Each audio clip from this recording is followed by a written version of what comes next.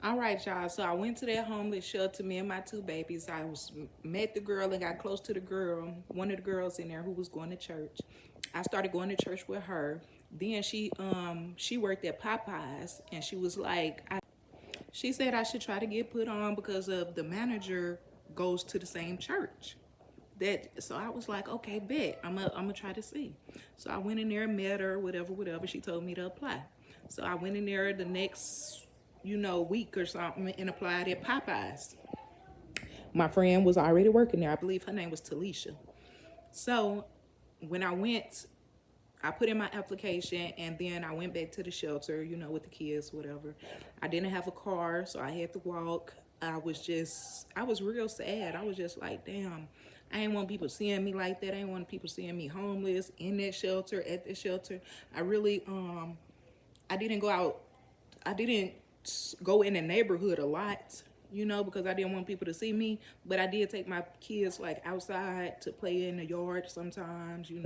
But most of the time we'll be in that room. It was just one room with like a bunk bed or something.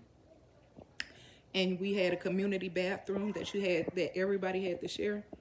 So, and you wasn't allowed to eat or take food into your room. And the lights cut off by themselves at like 8 o'clock p.m. The lights cut off. So you had to be asleep by 8 p.m. or whatever. Um, I think that was the only restrictions or whatever.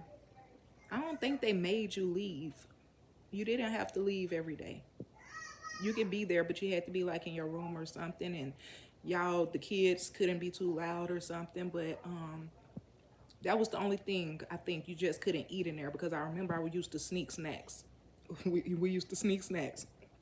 Had to get my snacks. So yeah, I ended up at that homeless shelter, y'all. After I